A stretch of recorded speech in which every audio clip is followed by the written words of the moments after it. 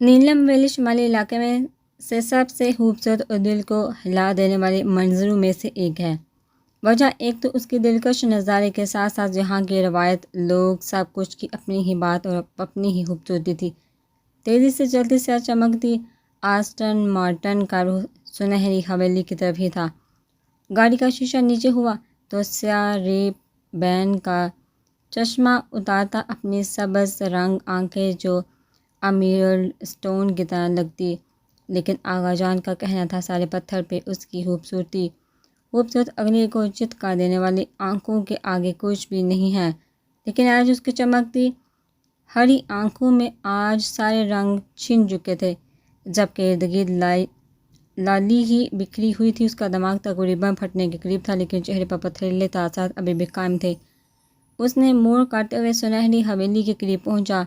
اس کی منزل آگے تھی، لیکن وہ منزل کے پاس جانا نہیں چاہتا تھا۔ وہ چاہتا تھا یہ پل تھم جائے یا سب کچھ پیچھے سے چلا جائے۔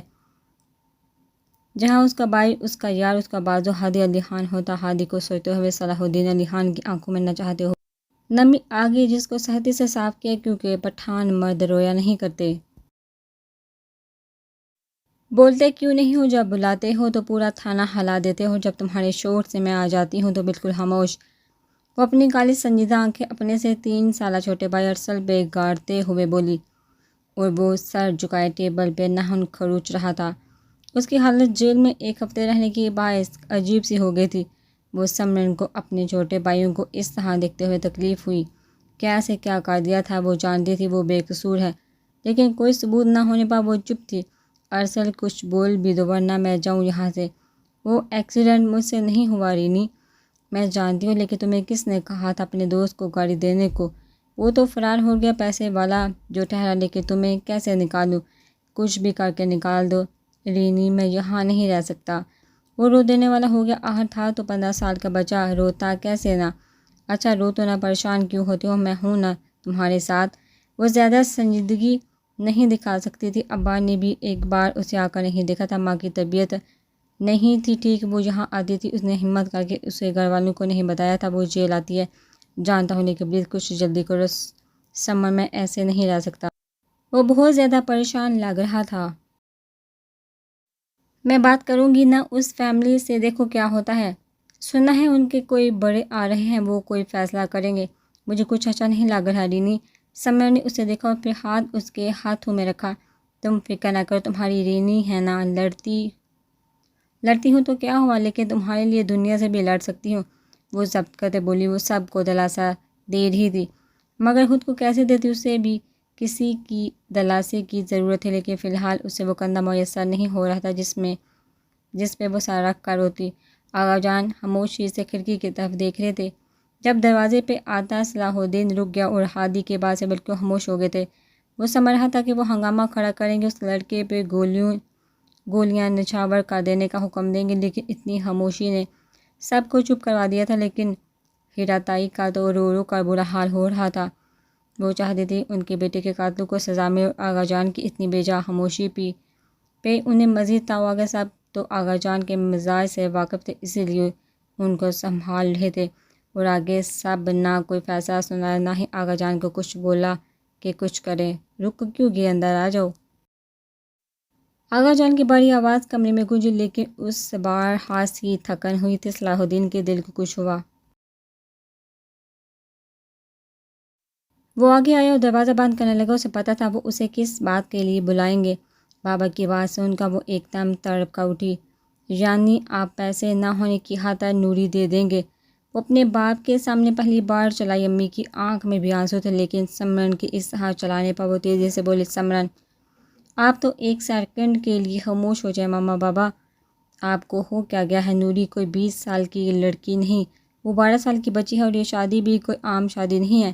خون بہا ہے جو ساری زندگی ایک دلدل میں پھنس جانے کی بات ہے۔ وہاں سے نکلو تو تبھی زخم آپ کے وجود میں آئیں گے، اور اس میں رہو گے تو اس کو سہتے سہتے بھی مر جاؤ گے۔ گناہ بیٹا کرے اور سہی ہم بیٹیاں۔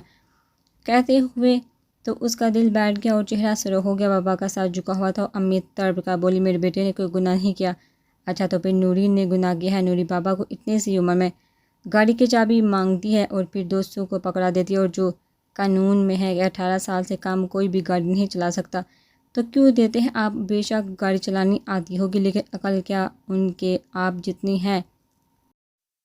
بڑے سے بڑے لوگوں سے ایکسیڈنٹ ہو جاتا تو وہ تو پھر 15 سال کا بچہ تھا، اور کیوں نہیں کیا جرم؟ سارا الزام ہم دوسروں پہ لگا کر اپنا دل ہلکا کر دیتے ہیں۔ یہ نہیں پتہ جرم کا گندم ہم نے بویا ہوتا ہے، اور پھر قدرت کیوں دوسروں سے وہ بیج کٹوائے؟ آج اس کا دل کیا پورا شہر اکٹھا کر لے، وہ تو شروع سے ہی سینسیٹیو تھی، کوئی بڑا واقعہ ہو جاتا تو رونے لگ جاتی یا سارا دن ڈپریشن میں چلی جاتی، اور جو اب ہوا تھا اس کا کلیجہ سوچتے ہوئے پھٹ ہی رہا تھا۔ ان بھائی یہ جتنا ناولوں اور فلموں میں اس کی حسین دلکش تصویر کھینچی ہوتی ہے، حقیقت میں ایک ایسا زہر ہے جو سم پھیلتا جاتا ہے اور اس سے کوئی دوا کوئی طریقہ نہیں نکال پاتا۔ وہ کہتے ہیں ہم بے غیرت نہیں ہیں جو اپنے جگر کے خون کا پیسہ لے، ہمیں لڑکی چاہیے ورنہ موت کا بدلہ موت۔ بابا کی زبان لڑکھڑا رہی تھی، سمرن نے اپنے کان بند کرنے چاہے، لیکن وہ آواز لے کے ہر کونے میں پہنچ کر چوڑے کے طور پر کھومتی جا رہی تھی۔ انہیں نوری کیوں چاہیے؟ کوئی اور بھی لڑکی ہو سکتی ہے۔ جن دل تکلیف سے کہراتا تو وہ اپنے مرہم کے لیے کوئی حل نکالتا ہے، چاہے وہ بعد میں نقصان دہ ہی کیوں نہ ہو۔ تم تو اپنے تائی کے بیٹے کے ساتھ منسوب ہو، انہیں پتہ چلا تو نوری کو مانگا مرہم مل چکا تھا، اور اس مرہم کی بڑی قیمت تھی، لیکن وہ قیمت چکانے کے لیے تیار تھی۔ کوئی منسوب نہیں ہوئی، اگر انہیں خون کے بدلے لڑکی ہی چاہیے تو وہ نور صباح نہیں، سمرن فرہاد ہوگی۔ وہ اپنا فیصلہ سنائے، وہ تیزی سے اٹھ پڑی جبکہ اس کے ماں باپ ساکت ہو گئے۔ یہ کیا کہہ کر گئی ہے؟ وہ پلین سے اترا نہیں تھا، باقی اس کے پائلٹس تک ایئر ہوسٹس سمیت اتر چکے تھے، لیکن وہ سیٹ میں بیٹھا تھا۔ اس کی نظر سامنے ہوتی پلینز کی طرف تھی، لیکن اس کی آنکھیں کافی خالی تھی۔ کوئی آواز اس کے کانوں میں گونجی تھی، بلکہ نہیں، کانوں میں نہیں، پورے کاک پٹ میں گونجی تھی۔ کوئی اس کے کندھے پہ ہلکا سا ہاتھ مار رہا تھا، کوئی پاگلوں کی طرح ایک ایک کنٹرول کا پوچھتا تھا اور انہیں چھونے بھی لگا تھا۔ وہ سب سے خطرناک دن بھی تھا اس کے لیے، لیکن اس کے عشق کا آغاز بھی۔ وہ جتنی پاگل اور جلی سی تھی، لیکن حد درجے کی صاف اور سادگی سے بھرپور تھی۔ وہ اس کو سوچتے ہوئے مسکرایا تھا، لیکن اچانک آغا جان کی آواز کانوں میں ابھری، تمہیں ان کی لڑکی سے نکاح کرنا ہوگا۔ نکاح؟ وہ کیسے نکاح کر سکتا؟ نکاح کا مطلب صرف آپ کا نام اور آپ کو وجود کا دنیا نہیں ہوتا، دینا نہیں ہوتا دنیا۔ نکاح ایسا خوبصورت بندھن ہے جس سے روح اور دل بھی سونپنا پڑتا ہے، اور وہ دل کسی کو 1 سال انجانے میں دے چکا تھا۔ شاید دل کو حاصل کرنے والے کو خود بھی معلوم نہیں ہوگا۔ گہرا سانس لیتا ہوا وہ کھڑا ہو گیا اور حسرت سے اس جگہ کو دیکھتے ہوئے کیپ اتار چکا تھا اور پلین سے نکلنے لگے۔ بڑھ گیا، تم کیا بکواس کر رہی ہو؟ وہ چلا ہی اٹھا۔ سمرن خاموش رہی۔ دیکھو سمرن، دوبارہ یہ بولا تو میں تمہارا منہ توڑ دوں گا۔ رمیز چلا اٹھا۔ سمرن کسی کی اونچی آواز برداشت نہیں کر سکتی تھی۔ کجا کے بدتمیزی، آپ اپنی زبان کو لگام رکھے۔ آپ کا کوئی حق نہیں ہے میرے سے اس لہجے میں بات کرنے کی۔ جو بات کرنی تھی وہ میں نے کر دی، اللہ حافظ۔ وہ سختی سے بولے، بات سنو، تمہاری میرے سے منگنی ہوئی ہے، میری اجازت کے بغیر تم ہوتی کون ہو فیصلہ کرنے والی؟ اچھا، کوئی ثبوت ہے منگنی کا؟ کوئی پیپر؟ مسٹر رمیز، منگنی کی کوئی شریعت میں اہمیت نہیں ہے۔ نکاح ہوتا تو میں آپ کے احتجاج کو تسلیم کرتی، مگر آپ کا میرے پہ کوئی حق نہیں، اس لیے آپ اب آزاد ہیں، کسی اچھی لڑکی سے شادی کر لیجیے گا۔ تم کتنی گھٹیا لڑکی ہو جو اپنے منگیتر کے منہ پہ بے حد منہ پھٹ ہو کر کہہ رہی ہو۔ یہ مرد انا پر چوٹ پڑتے ہی بلا بلا اٹھتے ہیں، یہ نہیں سوچتے کہ جس کو وہ گھٹیا کہہ رہے ہیں اس نے آخر ایسا کیا کہہ دیا یا کر دیا جس سے وہ گھٹیا ہوگی۔ ایک انکار، بس انکار سے وہ مشکوک، بری، ظالم بن جاتی ہے، جبکہ کوئی حق بھی نہیں ہوتا اس رشتے میں، پھر بھی وہ گنہگار ٹھہرائی جاتی ہے۔ یہ نہیں دیکھتے وہ ایک جان بچا رہی ہے، بلکہ ایک جانوں سمیت بہت سے جانوں پر اپنا آپ قربان کر رہی ہے۔ مگر کون مانے اور کون جانے؟ ہاں تو آپ لگی ہیں اس گھٹیا لڑکی سے، جان چھوٹ گئی آپ کو، اچھی لڑکی مبارک ہو۔ ہر لفظ کو چھپا کر کہتے اس کی آنکھوں میں مرچی آنے لگی، جس سے اس نے سختی سے صاف کیا، ابھی آپ نے کوئی بکس منگوائی تھی؟ ان کی کام والی حاجرہ نے اس کے کمرے میں آتے ہوئے کہا۔ وہ مڑی تو ہاتھ میں بکس تھی، وہ سمجھ گئی کس نے بھیجی ہے۔ وہ کب رکے گا؟ شاید وہ اب رک جائے گا۔ وہ جانتی نہیں تھی وہ کون ہے، لیکن اسے اس شخص سے ملنا تھا، اس کو اپنے دل کا حال بتانا تھا، جو پورے سال اس کے ساتھ ایک مسیحا کے طور پہ تھا، ایک دوست، ایک استاد کے طور پہ ہر روپ میں، لیکن وہ اس کے اصل سے ناواقف تھے۔ پارسل کو کھولا اور فارسی کی شاعری کی کتابیں دیکھا، اس کا دل کیا وہ انجان شخص کاش اسے مل جاتا۔ وہ کتاب کو دیکھنے لگی۔ وہ کبھی بھی اردو، انگریزی، انگلش بکس نہیں بیچتا تھا، ہمیشہ فارسی کی کتابیں ہوتی تھی۔ سمرن حیران ہوتی، شاید کوئی پرشین ہوگا جو اسے بیچنے والا۔ ان کتابوں میں اکثر شاعری، رومی، حافظ کی کتابوں کے ساتھ ساتھ کچھ خوبصورت کوٹیشن ہوتی جسے وہ پڑھتے ہوئے خود ہنستی تھی۔ وہ کیا بول رہی تھی، پھر ہر ایک لفظ کے مطلب نکالتی۔ شروع میں تو اسے مزہ آتا تھا، پھر بعد میں جھنجھلاہٹ نے جگہ لے لی تھی۔ وہ ایریٹیٹ ہو رہی تھی کہ یہ کون ہے اور کیوں بیچتا ہے اسے یہ پارسل۔ ہمیشہ اس وقت آتا تھا جب اس کے بابا گھر پہ موجود نہیں ہوتے، تو اور قسمت ایسی تھی کہ جب آتا تو اس کی ماما بھی منظر کے سامنے نہ پائی جاتی، اور جب اسے کتابیں ملتی اس نے انہیں بتانے کی زحمت نہ کی۔ پتہ نہیں شروع سے ایڈونچر پسند تھی یا پتہ کوئی سپاہی ہو جس کے پیچھے پڑ گیا، جو جی چاہا اس کتاب نے اس کا بھی دماغ خراب کیا تھا، لیکن بے حد تک کیا تھا۔ لیکن بس حد تک کیا تھا، ورنہ اس سے کوئی دلچسپی نہیں تھی ہیرو میں۔ وہ تو خود اپنی ہیرو بننا چاہتی تھی۔ ابھی اس کا ایڈمیشن یونی میں انڈسٹریل ڈیزائنر کے لیے ہوا تھا، لیکن شاید اب وہ آ گئی اپنی تعلیم مکمل نہ کر سکے گی۔ آنکھوں کی ننھی سی بوند کتاب کے صفحہ پر گری جہاں لکھا تھا، صلاح الدین نماز پڑھ کر تیار ہونے کے لیے جا رہا تھا جب اس یاد پڑا کہ 2 دن تک تو کوئی فلائٹ نہیں ہے۔ ٹینشن میں اسے بہت سی چیزیں یاد نہیں رہتی تھی۔ ہادی ہمیشہ اسے پشتو میں کہتا، لالا ٹینشن تو تمہاری بیوی ہے۔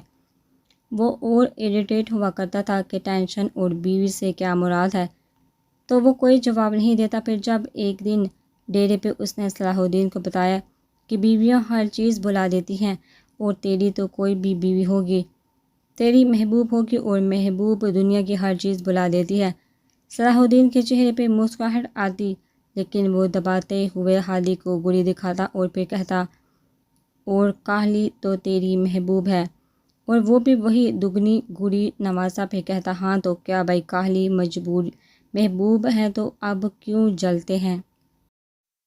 کس نے کہا تھا ہوا میں اڑنے کو؟ اور صلاح الدین مسکرا پڑتا۔ اسے ہواؤں سے عشق تھا، اور بچپن میں دیکھنے چاہتا تھا آسمانوں میں کیا ہے، ادھر سورج دیکھنے میں کیسا ہوگا، بادل کیا واقعی روئی جیسی دکھتی ہیں۔ وہ سارے خاندان سے بے حد مختلف تھا۔ اس کی ان کی طرح جاگیردارانہ سوچ نہ تھی، پٹھانوں جیسا جوش کچھ بھی نہیں تھا۔ انتہائی نرم مزاج بندے کے لوگ اس کے مزاجی پہ حیرت سے غوطہ زن ہو جاتے کہ یہ انہی کے ہی حویلی سے ہے، جہاں ایک نہ کرنے پہ کیا سے کیا کر جاتے تھے۔ لیکن صلاح الدین کو دیکھ کر ہر ایک کی تمنا ہوتی کہ کاش یہ بھی ہمارے گھر میں ہوتا۔ آغا جان کبھی صلاح الدین کی نرم مزاجی پہ ناگواری ہوتی تو جب بڑی محفلوں میں اپنے پوتے کی تعریفیں سنتے تو فخر سے ان کا سینہ چوڑا ہو جاتا۔ اس نے کبھی انہیں شرمندہ نہیں کیا تھا، اور وہ پر امید تھے کہ وہ اب بھی شرمندہ نہیں کرے گا۔ کیا واقعی میں وہ نہیں کرے گا؟ وہ کیا واقعی عام مردوں کی طرح ہونہار میں آئی لڑکی کے ساتھ انتہائی درجے کی ظالمانہ سلوک کرے گا، اسے ایک بکری کی مانند سمجھے گا جس کے گلے میں رسی باندھے کہیں بھی کھینچتا جائے گا، وہ نہ چاہتے ہوئے بھی کھینچتی چلی آئے گی؟ کیا وہ بلی کی طرح ان کو کھانے زمین پہ پھینکے گا تو وہ پیٹ کو ٹھنڈا کرنے کی خاطر چپ کر کے کھا لیا کرے گی؟ کیا وہ بھینس کی طرح باہر ٹھنڈ میں سوکھے پتوں پہ سلائے گا اور وہ تب بھی خاموشی سے سو جایا کرے گی؟ اور وہ اپنی عیاشی کے خاطر کسی غیر عورت کو اپنے دل کو سکون کرے گا، اور وہ جانتے ہوئے بھی انجان خاموش ہوگی، ساری زندگی حقوق نہ حاصل کرنے پر خاموش رہے گی، کیونکہ خاموشی ہی ان کا مقدر بن جاتی ہے۔ وہ جہاں قدم رکھنے سے پہلے اپنی زبان چھوڑ آتی ہے، اور جو باغی نکلتے ہیں ان کی زبان کاٹ کر پھینک دی جاتی ہے۔ اور وہ بستر پر بیٹھا بالکل ساکت یہاں لڑکیوں کی زندگی کو 15 سیکنڈ میں ریوائنڈ کر کے دیکھ چکا تھا، اور اسے ہولناک منظر اس وقت دیکھنا تو مشکل تھا، لیکن یہ چیز جو اب اس پر گزرے گی سب کی تصویر میں وہ ظالم اور وہ جو کوئی بھی ہوگی وہ مظلوم ہے، حد ناقابل برداشت۔ صبح کی کرن اس کے کمرے میں ہلکی سی آ جاتی تھی۔ وہ مرغی بھی اپنی بانگ پھر سے دینے لگا، چڑیوں کی چہچہاہٹیں، کوے کے کائے، پھر لوگوں کی آوازیں آنے لگی۔ بس ایک وہ کمرے میں بالکل خاموش تھا، اس کے اندرونی جسم کے کھنڈر کے معنی تھا۔ وہ کب ایسا اسے خود کی حالت سے وحشت محسوس ہوئی۔ وہ اٹھنے لگا جب دروازے پر دستک ہوئی۔ وہ آج اپنا لیونگ سرٹیفکیٹ لینے کے لیے جونی گئی تھی۔ سب نے اسے چھوڑنے کی وجہ پوچھی تھی، لیکن اس نے شادی کا کہہ کر بات ختم کر دی۔ شادی کا کہتے ہوئے اس کے لبوں پہ بڑی تلخ مسکراہٹ آئی تھی۔ شادی نہیں بلکہ وہ زندان میں ایک قیدی بننے جا رہی تھی۔ اس کا وقت آ گیا تھا کہ وہ ساری زندگی اس زندان میں گزارے، وہاں موجود انسانی روپ میں حیوان کے حیوانیت بھی سہے۔ انہیں بنا ہمدردی اور دلاسے کے لیے کندھے میسر کیے بنا بھیجے دیتے ہیں، اور اپنے لہتے جگر، اپنے بڑھاپے کے سہارے کو سینے سے لگائے آنکھیں بند کر دیتے ہیں کہ کوئی اتنا تو منتظر ہوتا ہے کہ کوئی ان کے عمل نامے کو بکنے لگا ہے، اپنا آپ قربان کرنے لگا ہے کوئی اتنا۔ تو کہہ دے بیٹی، رب رکھا اللہ کے حوالے، کیا تم میں جب کہ ایسا ہوتا ہی نہیں نصیحتیں ہوتی ہیں، اور 3 لفظ پہ مشتمل نصیحت صبر، خاموشی، عزت، ان 3 لفظوں کو پا سکنا ہے۔ وہ ان 3 لفظوں کو پاس رکھتے رکھتے اندر سے ختم ہو جاتی ہے، لیکن ان 3 لفظوں کو آخری دم تک قائم رکھتی ہے۔ وہ وین سے اتر کر گھر کی طرف آئی۔ اس نے دیکھا بلیک مرسیڈیز کھڑی ہوئی ہے اور اس کے نمبر پلیٹ پہ ہان لکھا ہوا تھا۔ پڑھتے ہوئے اس کا دل رک گیا، سانسیں تھم سی کی، چہرے پہ سفیدی آ گئی۔ جانی موت کا فریضہ اس کے گھر حاضر ہو چکا تھا۔ صلاح الدین نے دروازہ کھولا تو ایک دم پیچھے ہوا۔ السلام علیکم مورے۔ مورے بالکل خاموش تھی، اپنے اس روبرو بیٹے کو دیکھنے لگی جس کی آنکھیں ہاسی سرخ تھی۔ جب سے حالی کی موت، صلاح الدین کی آنکھیں دن بدن سرخ پڑتی جا رہی تھی۔ ان کے دل کو کچھ ہوا۔ یہ کیا حالت بنا دی ہے دین؟ اس کا ہاتھ پکڑتے ہوئے بولی صلاح الدین نے نظر جھکا لی اور مسکرایا۔ سو کا اٹھا ہونا اس لیے آپ کو عجیب لگ رہا ہوگا، آپ بیٹھیے۔ اس نے دروازہ بند کیا اور زبردستی مسکرانے کی ہلکی سی کوشش کی، جو کوشش پہلی ٹرائی میں دم توڑ گئی۔ مورے نے اپنی کالی آنکھیں اس کی ہری آنکھوں سے نظر ہٹا کر اس کے چہرے کو دیکھا، جہاں بڑھی ہوئی شیو، پھیکا رنگ سمیت ایک عجیب سے وحشت تھی۔ اتنا غم لیا تھا اس نے ہادی کی موت کو۔ ہاں، دن ہی کتنے ہوئے ہیں، لیکن انہیں کچھ عجیب لگ رہا تھا۔ صلاح الدین کی حالت پر وہ چلتی ہوئی بستر کے پاس آئی اور صلاح الدین ان کے ساتھ بیٹھنے کی بجائے گھٹنے بل بیٹھتا ہوا ان کی گود میں سر رکھ چکا تھا۔ وہ اپنے سیاہ ہاتھ اس کے بالوں میں پھیرنے لگی، ان کی آنکھیں گیلی ہو کر اس کے بالوں میں بھگونے لگی۔ پتہ ہے دین، ترغیب پھر دہرائی جا رہی ہے۔ صلاح الدین خاموش رہا۔ میں نے سنا ہے وہ 12 سال کی بچی ہے۔ خاموشی۔ وہ آم سے گرانے سے تعلق رکھتے اور اس کے بھائی نے یہ سب کیا۔ ان کی آواز بھاری ہو گئی اور صلاح الدین ابھی بھی خاموش تھا۔ وہ شاید سیاہ فام بھی ہوگی، میرا دل پتہ نہیں کیوں کہہ رہا ہے وہ ویسی ہوگی جو 11 سال کی منیزہ تھی۔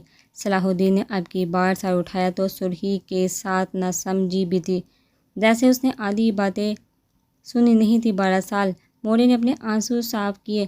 تمہیں انہوں نے نہیں بتایا کہ وہ 12 سال کی بچی ہے، اس لڑکے کی چھوٹی بہن؟ اب لگا صلاح الدین کے سر پہ نیلم میں موجود تمام وادی اس کے سر پہ آ گئی ہو۔ جسم میں درد اٹھا تو وہ اٹھ پڑا۔ مطلب جو مورے کہہ رہی ہے تاہی دہرائی جائے گی تو کیا واقعی دوسری منیزہ ادھر قدم رکھے گی؟ غصے کی شدید لہر اس کے اندر دوڑی اور وہ چلتا ہوا وہاں سے چل پڑا اور مورے دہل گئی۔ اسے کیا ہوا ہے؟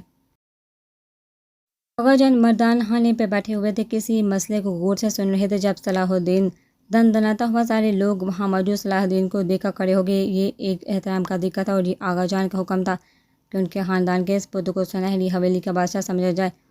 دین میرے دل کا سکون، آغا جان جب بھی اسے دیکھتے ہمیشہ یہی کہتے۔ صلاح الدین نے کوئی رد عمل نہیں کیا۔ مجھے آپ سے کلمے بات کرنی ہے، خیریت ہے نا؟ وہ اس کے لہجے پر چونک پڑے، کیا مجھے چند منٹ مل سکتے ہیں؟ وہ لب پینتے ہوئے بولا، ورنہ دل کر رہا تھا چیخ چیخ کر حویلی کو ہلا کر رکھ دے۔ سب لوگ سر ہلاتے ہوئے چل پڑے اور صلاح الدین کی نظر ہادی کی تصویر پہ تھی۔ اس نے ابھی تک اندر آتے ہوئے ایک بار بھی آغا جان کو نہیں دیکھا تھا۔ بولو صلاح الدین، جس لڑکی سے آپ میرا نکاح پڑھوانا چاہ رہی ہیں وہ کیا 12 سال کی بچی ہے؟ آغا جان سمجھ گئے وہ اب کیا کہے گا۔ تو کا کیا مطلب ہے؟ میں نے آپ سے کچھ پوچھا ہے۔ ہاں، تو اس میں اتنا پریشان کیوں ہو رہے ہو؟ صلاح الدین نے پہلی بار انہیں دیکھا اور اس کے لبوں میں زہریلی مسکراہٹ آ گئی۔ پریشان؟ ہاں پریشان۔ صلاح الدین تمہیں ہوا کیا؟ وہ اب سنجیدگی سے بولے تھے۔ انہیں سمجھ آ گئی کس نے اسے خبر دی اور کس نے اس کے کان بھرے۔ یہ سوچتے ہی ان کا چہرہ سرخ انگارہ ہو گیا۔ مجھے کیا ہونا ہے بلا، کٹ پتلا تو حاضر ہے، لیکن یہ نہیں پتا تماشے کے لیے اس کے ساتھ ایک 12 سال کی معصوم بچی لائی جا رہی ہے جسے وہ اپنی درندگی کا نشانہ بنائے گا۔ اسے کچھ نہیں، بس ایک جانور تصور کرے گا، ایک لڑکی کے روپ میں جانور، اور آڈینس اس کے تماشے پہ تالیاں بجائے گی۔ وہ جب اس گڈی کو اپنے پیروں تلے ڈھونڈے گا تو سب کا ہنس ہنس کا برا حال ہوگا اس سارے تماشے میں، اور اس کٹ پتلے کے عمل سے ہمارے خان کا سینہ فخر سے چوڑا ہوگا، دل کو ٹھنڈک ملے گی، ہے نا؟ پرفیکٹ۔ ایک اور جنریشن اس عمل کو آگے لے کر جائے گی اور یہ سائیکل ساری زندگی سے چلتا آئے گا۔ وہ تالی بجاتے ہوئے بولا اور وہ اس کے بات پہ اٹھ پڑے، اور وہ اسے کڑواہٹ سے بھرپور صلاح الدین کو پہلی بار دیکھ رہے تھے۔ خون بہا میں لڑکی چاہیے 12 سال کی ہو یا 60 سال کی، تم نے کون سا اسے تعلق رکھنا ہے، بس نام سے ساری زندگی سرتی رہے گی۔ مذاق نہیں سمجھ لیا آپ نے اس چیز کو، ڈائریکٹ نوکرانی رکھے، لیکن خدارا ہاتھ جوڑتا ہوں ان لڑکیوں کی زندگیوں سے کھیلنا بند کر دے۔ نہیں کرنی مجھے شادی، میں جا رہا ہوں یہاں سے۔ رک جاؤ صلاح الدین، اگر تم نے ایک قدم بھی رکھا تو تم اپنے آغا جان کا مرا ہوا منہ دیکھو گے۔ اب صلاح الدین کا دل کیا خود کو شور کر دے۔ آج پہلی دفعہ اس کے دل سے یہ نکلا تھا کہ وہ ہادی کی جگہ مار چکا ہوتا یا پھر اس خاندان میں پیدا نہ ہوتا۔ اس نے مورکھا سر آنکھوں سے آغا جان کو دیکھا، جتنا ان کا لہجہ مضبوط تھا، چہرے پہ بھی اپنے فیصلے سے کوئی گھبراہٹ نہیں تھی۔ آپ کیوں کر رہے ہیں؟ تمہیں ہادی کا چہرہ نظر نہیں آتا؟ ان بے غیرتوں نے میرے زمان کے بیٹی کو کیسے بے دردی سے مارا؟ تمہیں اس کا خون میں لپٹا وجود جس سے کفن تک بیک چکا تھا نظر نہیں آتا؟ انسان بلیک میل کا حربہ ہمیشہ استعمال کرتا اور خاص کر اپنوں پر تو بالکل کرتا ہے، کیونکہ اس کی انا اپنے سارے رشتوں سے اہم تھی۔ صلاح الدین تڑپ اٹھا، آغا جان، بس بھی فیصلہ کرتے ہوئے ہادی کو ضرور یاد کرنا ہان، ورنہ تم بھی اس کے قتل میں شامل ہوگے۔ وہ کہتے ہوئے چل بڑھو۔ صلاح الدین وہی ساکت کھڑا تھا۔ وہ اندر داخل ہوئی تو بابا ایک صوفے پہ سر جھکائے بیٹھے تھے اور دوسرے میں 2 بندے بندوقیں لے کر کھڑے تھے، اور پھر سامنے بیٹھے سفید شلوار قمیض اور قیمتی بادامی شال باروب شخصیت، گھنی مونچھیں، تلے لب بینچے ہوئے تھے، جن کے صورت سفید رنگت کچھ زیادہ ہی صورت ہے، اور ان کی ہری آنکھوں کے گرد بھی سرخی تھی۔ وہ خوبصورت تھے، لیکن اس وقت سمرن کو موت کا فرشتہ معلوم ہو رہے تھے۔ بابا نے سر اٹھایا اور اس کو دیکھا۔ جی آ گئی ہے یہ؟ بابا کے لہجہ سبار تھا، لیکن سمرن کو ان 4 لفظوں میں گہرا درد نظر آیا۔ انہوں نے گردن موڑ کر اسے دیکھا، جو سفید اور کالی اسٹائلش شلوار قمیض میں موجود بالوں کو اونچی پونی ٹیل بنائے ہاتھوں میں کتابیں پکڑے ان کے سامنے کھڑی تھی۔ اتنی بے شرم لڑکی، صلاح الدین کی بیوی، اس سے تو بہتر وہ 12 سال کی بچی ہے۔ وہ نفرت سے سمرن کے لباس کو دیکھتے ہوئے بولے، اور سمرن کے دل میں آگ لگ گئی، لیکن بابا کے اشارہ کرنے پر وہ چپ ہو گئی، لیکن وہاں سے ہلی نہیں اور اٹھ پڑے۔ بلائے اس لڑکی کو وہ بنے گی، اور اگر انہیں بھی شوق ہو رہا ہے تو میں اپنے 13 سالہ پوتے حماد خان سے اس کا نکاح پڑھا دیتا ہوں۔ ویسے بھی خون بہا میں 2 لڑکیاں بھی لے کر جائی جاتی ہیں۔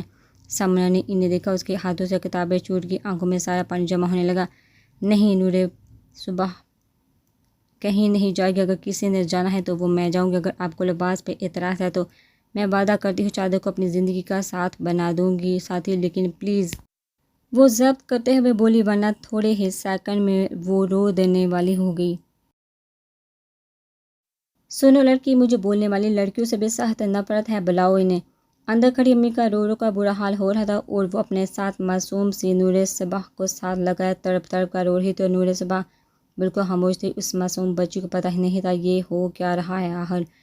نہیں بابا نہیں، نورے کہیں نہیں جائے گی، پلیز بابا رک جائیے۔ وہ اب روتے ہوئے بولی، میں نے کیا کہا ہے آپ سے، نہیں تو خون کا بدلہ خون۔ وہ پتھریلے لہجے میں بولے۔ سمرن کا دل رک گیا اور دماغ نے ایک سیکنڈ نہیں لگایا فیصلہ کرنے میں۔ وہ آگے آئی اور گھٹنے کے بل بیٹھی۔ وہ سب حیران ہو گئے۔ گولی نکالی اور ختم کر دے، خون کا بدلہ خون ہے، کرے خان صاحب، کیا فرق پڑتا ہے؟ آپ کے پوتے کے مرنے پہ آپ کو تکلیف ہوئی تھی، اتنی میری موت کی تکلیف میرے ماں باپ کو ہوگی، کریے چلائیے اپنے دل کو پرسکون کر دے۔ وہ چٹانوں جیسے سختی لیے ان کے سامنے کھڑی تھی۔ موت اب بالکل قریب تھے اور اس نے کلمہ پڑھ کر آنکھیں بند کر لی۔ بابا تیزی سے آئے۔ سمرن اس سے ہاتھ اٹھا کر روک دیا۔ بابا رک جائیے، وہ سختی سے بولتے، ان کی طرف مڑی، مارے ختم کر دیں یا پھر مجھے ہی آپ اپنے پوتے کی بیوی بنائیں، لیکن یہ بھول جائیے کہ آپ میری بہن یا بھائی کو ہاتھ لگائیں گے۔ جو لڑکی اپنی جان دینے کے لیے تیار ہے وہ جان لے بھی سکتی ہے۔ راجا نے اس باغی لڑکی کو دیکھا اور اس کی اتنی مضبوطی پر وہ امپریس ہوئے بنا نہ رہ سکے، لیکن اگلے بار ان کی آنکھوں میں غصہ اور چیلنج آ گیا، چادر اور باہر آؤ۔ راجا نے ایسا کیا تھا کہ بابا گھبرا گئے۔ سمرن نے گہرا سانس لیا اور وہ چل بڑے۔ سمرن نے منہ چھپا کر رونا شروع کر دیا اور بابا وہی ساکت کھڑے رہے۔ ان کے پاس کچھ کہنے کو نہیں رہا تھا۔ وہ 15 منٹ رو کر اٹھی، بابا کے پاس سے گزر کر کمرے میں آئی۔ امی نے اسے دیکھا تو اسے بھاگتے ہوئے اپنے ساتھ لگا کر رو پڑی، جبکہ وہ بالکل خاموش تھی۔ اس کی نظر اپنی چھوٹی بہن پہ تھی جو اس کو دیکھتے ہی رونا شروع ہو گئی تھی۔ اس نے امی کو الا کیا، مجھے چادر پہنائی امی، روئیے نہیں، رخصت ہو رہی ہوں، مار نہیں رہی۔ وہ پتھریلے لہجے میں بولی۔ امی تڑپ کر اٹھی اور اسے تھپڑ لگا دیا۔ تم نے کیوں کیا ایسا؟ اگر وہ پٹھان مار دیتا کہاں جاتی میں؟ اور اب کیوں کیا سمرن؟ اس آدمی کو چیلنج دے دیا۔ تم نے نوری کو پھر بخش دیتے، لیکن تم نے اس پٹھان فیملی کی غیرت کو للکارا ہے۔ پھر جب ان کے ہاتھ چلتے ہیں تو کیسے سہ پاؤ گی؟ نازک سی تو ہو۔ امی کے آنسو بل کر نکل رہے تھے۔ ماما تو کیا نوری سہ پائے گی؟ میری چھوٹی ان کی تشدد سہ پائے گی؟ میں 19 سال کی ہوں، جبکہ میری نوریں بہت صبح 12 سال کی۔ ہاں، آپ لوگوں کو نہیں دیکھ پاؤں گی، مجھے پتہ ہے میرے ساتھ کیا ہوگا، لیکن میں نورے کے ساتھ ایسا نہیں کر سکتی۔ اب تیاری کریں اور آپ تیاری کریں، آپ کی بیٹی رخصت ہو رہی ہے، بے شک خون بہا کے بدلے، لیکن ہو تو رہی ہے۔